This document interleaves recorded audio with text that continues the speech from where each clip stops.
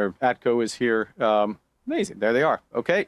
Mark Carney's housing plan. Welcome back to Moose and Loose. My name's David. Today he's unveiled his big grand housing plan, and well, it's a big dud. Nothing special to see here, but Canadian tax dollars going to funding modular housing. That's right. We saw this coming. We've also got Pierre Poilievre getting Mark Carney with an absolute zinger. Let's jump into this. Well, here it is. Mark Carney making his housing announcements. What is he announcing? Well, we know what it is. Modular housing. More money for modular housing. And it will enable private manufacturers and modular home builders to invest in new factories, expand capacity rapidly, and to continue to innovate. This, along with a series of other new measures, will help double the pace of housing construction in this country over the next decade. So he's offering our money up to developers who do modular housing. Who does modular housing in Canada? There's not very many companies. Modular Group, ATCO. This one he's at here is called Cpac. Listen to this, him basically admitting that the Liberals absolutely destroyed the housing industry over the past 10 years. The core challenge at present in the housing market is it's just too hard to build. Loans are expensive. Developers face year-long delays in permitting,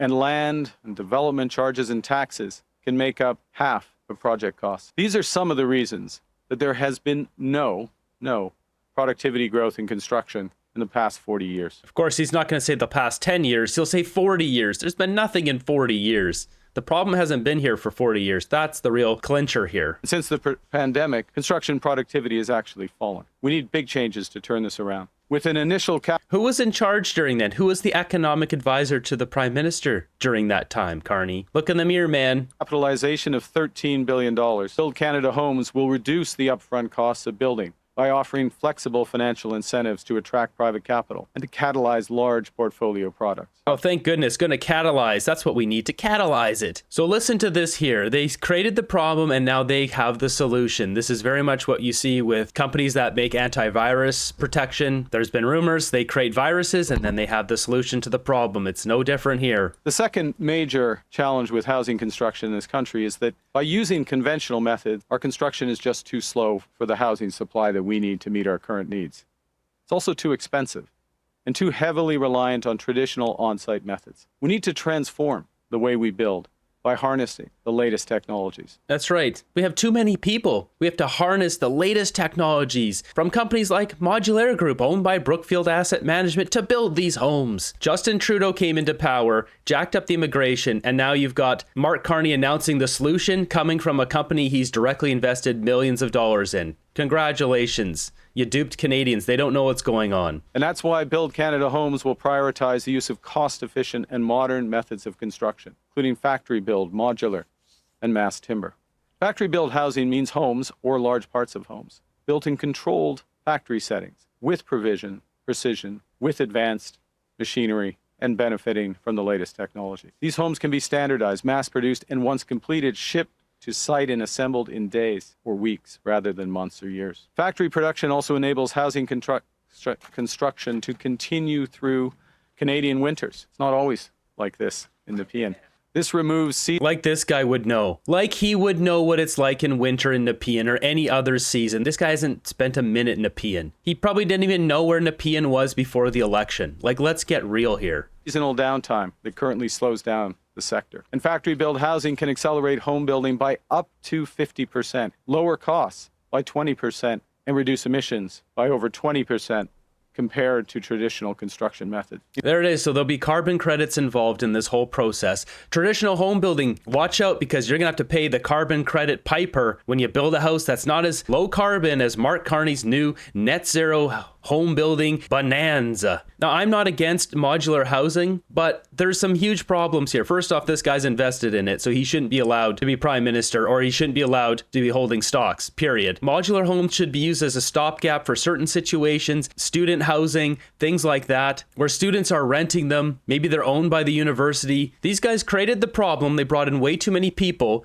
and now they're creating the solution with their modular houses. If you've been following the channel for a while, you know Brookfield owns Modular Group, $5 billion deal. This company makes modular houses. This is a direct conflict of interest. Not only that, Brookfield owns Sagan, Sagan MI Canada continues to operate as Canada's largest private sector residential mortgage insurer. They're cornering the market on this. Brookfield also has a deal with First National. Brookfield Asset Management is getting into the Canadian real estate business in a big way, teaming up with Birch Hill Equity Partners Management Inc. to buy a majority stake in First National Corp. for $2.9 billion. They own this company too. And not only that, they own Royal LePage, the real estate company for selling houses. They have so many businesses that are all tied into housing. They have this one, RPS Real Estate Solutions. RPS, the leading Canadian provider of outsourced real estate services specializing in property valuations, mortgage-related services, and business intelligence. They operate a full appraisal management company. They've cornered this market. We got a problem with modular housing that people aren't talking about. There's three types of homes in this space. There's mobile homes, manufactured homes, and modular houses.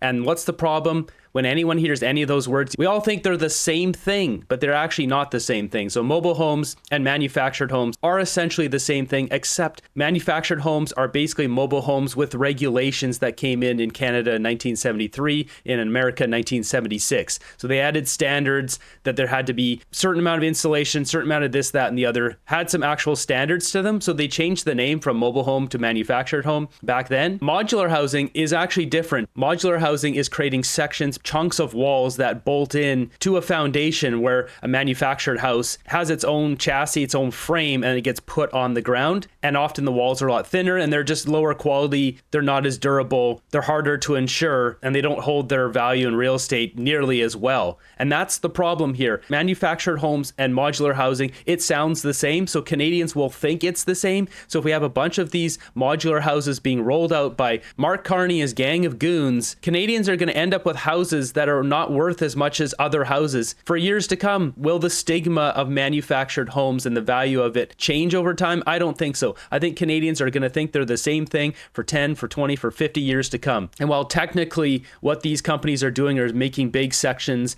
panels of walls that bolt in to a concrete footing on the ground, and technically they're treated just as a normal timber framed house, a conventionally made house, people's perception of them won't look at them the same way. And often a lot of insurers don't look at them the same way. When you go to insure a modular house, sometimes people will be paying a higher price just because it's a modular house, because the insurer sees it as a bigger risk. On top of that, there's other problems. When you have a whole bunch of pieces being Lego dropped into a house, you have a whole bunch of joints and seams that need to be sealed, and there can be a lot of leaks in your house because of that. Now, sure, these can be worked out over time with companies getting better at their craft, but I mean, this is just the reality of it. Mark Carney's announcement here today, he's not mentioning all that stuff, that you'd be buying a house that essentially will be worth less than a traditionally built house. You may have leaking problems, seam problems insuring your house, or having to pay more to insure your house. I think all this information needs to be put up front on the table before Canadians decide if this is the guy who's supposed to be guiding the ship through the rough waters here. And the third challenge for Canadian home building is our supply chain. Right now, the situation is that Canada exports raw materials such as timber, steel, aluminum, largely to the US. And then we import finished products such as windows, panels, and prefabricated units at much higher cost. In effect, we are paying other countries to convert what we already have into what we really need. No more.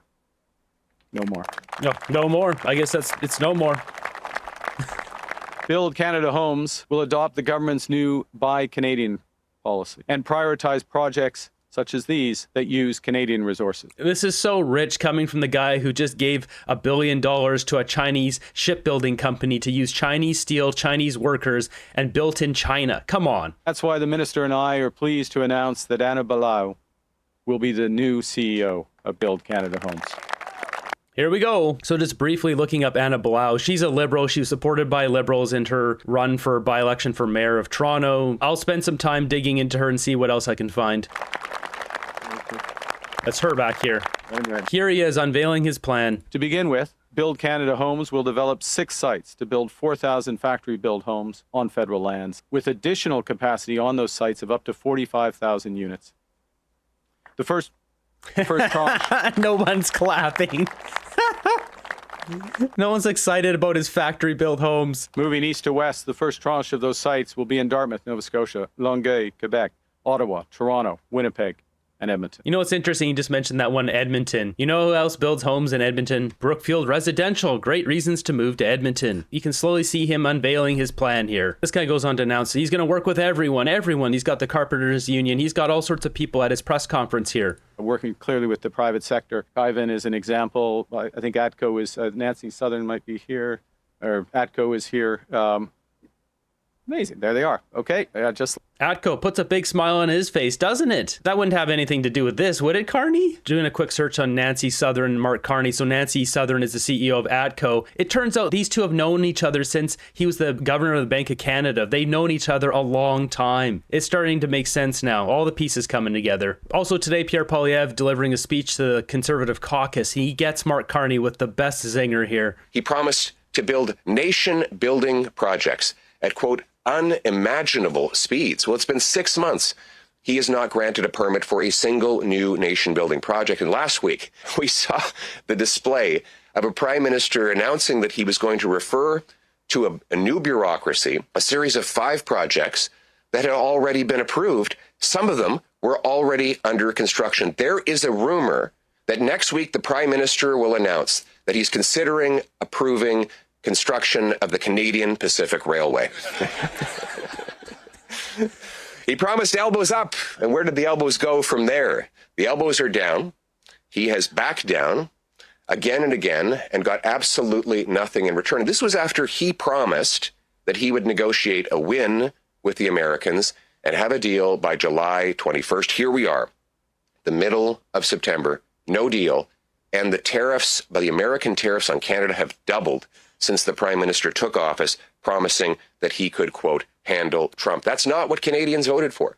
No, so Canadians did not vote for that, but Mark Carney is keeping it this way because he needs Donald Trump to be that boogeyman. He can't win another election without Donald Trump's help, and they know it because their record is awful. The Liberals' record on everything is awful, and they use Donald Trump as a scare tactic to spook Liberal voters to putting him back in the chair. And while Pierre cracks a joke about the railway there, I mean, that's the situation, though. We have projects that are already being constructed right now, and Mark Carney is making them these national projects. It's like, yo, you didn't start those projects. You need to do new ones, not just stick your name on one that's already in construction. Moving back over to the topic of temporary foreign workers here, we got Darshan posting this, saying that a TFW works as an auditor at the CRA. The Liberal government is hiring temporary foreign workers to audit Canadians' tax dollars. This doesn't make any sense. Talk about merit system, worked as an auditor for CRA for 4 years, and yet I'm the one leaving the country as my WP expiring soon. Meanwhile, cooks will probably stay and get their PR as well. That's how they preserve their merit. This comment here coming from someone who worked as an auditor at the CRA for 4 years as a temporary foreign worker. Let's put this as simple as possible. No foreign person should be working in the Canadian government, period. Canadians have to work in the government to preserve security and prosperity of Canada. And while I can't verify this comment, I'm not surprised if this is what's really going on. On this topic, Pierre Poilievre was asked about this by CBC during his interview. There's a segment I didn't show in the previous video. You have called on the government to get rid of the temporary foreign worker program. The Prime Minister has said he will adjust the program to make it more strategic. Why do you believe that there is never a need for these workers outside of the agricultural sector? Because we have unemployed Canadians.